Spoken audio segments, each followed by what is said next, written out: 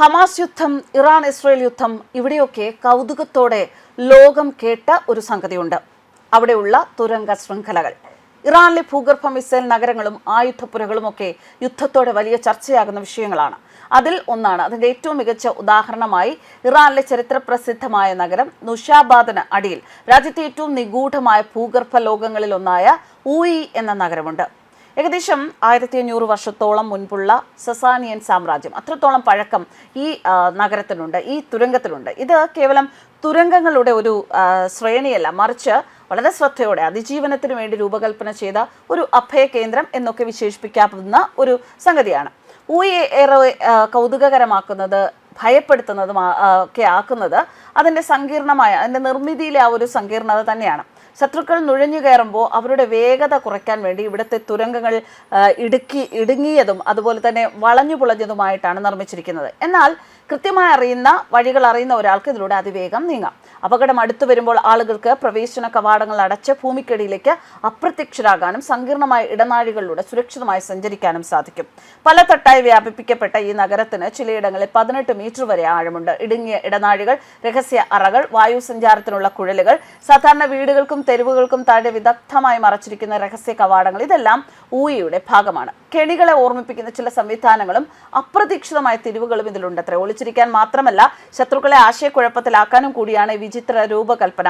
അസ്വസ്ഥമാക്കുന്ന ഒരു നിശബ്ദത ഇവിടെ സന്ദർശകർക്ക് അനുഭവപ്പെടാറുണ്ട്. ഈ തുരങ്കങ്ങൾ എത്രത്തോളം ദൂരത്തിൽ നീളുന്നോ അതിൽ ഇനിയും കണ്ടെത്താത്ത അറകൾ ആ മരുഭൂമിക്ക് താഴെ ഒളിഞ്ഞിരിപ്പുണ്ടോ എന്നതും വ്യക്തമല്ല. ഇത് പറയുമ്പോൾ റോമ സാമ്രാജ്യത്തിന്റെ പീഡനങ്ങളിൽ നിന്ന് രക്ഷ നേടാൻ ക്രിസ്ത്യാനികൾ ഉപയോഗിച്ചിരുന്നതായി കരുതപ്പെടുന്ന ഒരു വലിയ ഭൂഗർഭ നഗരം തെക്ക് കിഴക്കൻ തുർക്കിയിലെ പുരാവസ്തു ഗവേഷകർ 4 വർഷങ്ങൾക്ക് മുമ്പ് കണ്ടെത്തിയതായും റിപ്പോർട്ടുകൾ ഉണ്ടായിരുന്നു. തുർക്കി മാർദിൻ പ്രവിശ്യയിലെ മെഡ്യാത്ത് ജില്ലയിലാണ് ഏകദേശം 2000 വർഷം പഴക്കമുണ്ട് എന്ന് കരുതപ്പെടുന്ന ഭൂഗർഭ അറ 4 വർഷങ്ങൾക്ക് മുൻപ് കണ്ടെത്തിയത്. 1000-ലേറെ ആളുകൾക്ക് താമസിക്കാൻ സാധിക്കുന്ന വിധം സ്ഥല സൗകര്യമുള്ള ഇവിടെ ഒരു വലിയ ഭൂഗർഭ നഗരത്തിന് സമാനമായ സൗകര്യങ്ങൾ ഉണ്ടായിരുന്നതായി ചരിത്ര അവശിഷ്ടങ്ങളിൽ നിന്ന് ഗവേഷകർ കണ്ടെത്തി. ചുണ്ണാമ്പുകല്ലിൽ തീർത്ത ഗുഹാദ്വാരത്തിൽ നിന്നാണ് ഈ വലിയ ഗുഹയിലേക്കുള്ള ഉള്ളറകൾ തുറന്നത്.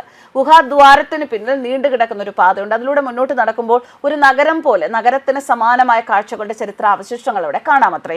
പ്രധാന വഴിയിൽ നിന്ന് ശാഖകളായി പിരിഞ്ഞു പോകുന്ന ചെറുപാതകൾ, കിണറുകൾ, ആരാധനാലയങ്ങൾ, ധാന്യ സംഭരണികൾ, ക്രിസ്ത്യൻ പള്ളി, നക്ഷത്ര ചിഹ്നമുള്ള വലിയ ഹാൾ, 49 അറകൾ, അങ്ങനെ ഗുഹയ്ക്കുള്ളിലെ കാഴ്ചകൾ നീളുന്നു. റോമൻ പീഡനത്തിൽ നിന്ന് രക്ഷപ്പെടാൻ ആദ്യകാല ക്രിസ്ത്യാനികൾ ഉപയോഗിച്ചിരുന്ന സംരക്ഷിത ഇടമായിരുന്നിരിക്കാം ഇത് എന്ന് മാർഡിൻ മ്യൂസിയത്തിന്റെ ഡയറക്ടറും ഖനനത്തിന്റെ തലവനുമായ ഗനി തർക്കൻ പറഞ്ഞതായും റിപ്പോർട്ടുകളിൽ പറയുന്നു. ഇത്തരമൊരു ഗുഹ ഇവിടെ ഉണ്ടായിരുന്നതായുള്ള ഐതിഹ്യ കഥകൾ നാട്ടിൽ പ്രചരിക്കുന്നുണ്ട്. അതിൽ നിന്നും പ്രചോദനം ഉൾക്കൊണ്ടാണ് എന്നാൽ അങ്ങനെ ഒരു ഭൂഗർഭ അറ ഉണ്ട് എങ്കിൽ അത് കണ്ടെത്താനുള്ള ശ്രമങ്ങൾക്ക് തുടക്കമിട്ടത് എന്നും ഗനി തർക്കൻ പറഞ്ഞു. AD 2-ാം നൂറ്റാണ്ട് വരെ ക്രിസ്തുമതത്തെ ഔദ്യോഗിക മതമായി അംഗീകരിച്ചിരുന്നില്ല. ഇക്കാലത്ത് റോം വിജാതീയരുടെ സ്വാധീനത്തിലായിരുന്നു. റോമ ഭരണാധികാരികളുടെ കൊടിയ പീഡനങ്ങളാണ് അക്കാലത്ത് ക്രിസ്ത്യാനികൾക്ക് നേരിട്ടുകൊണ്ടിരുന്നത്.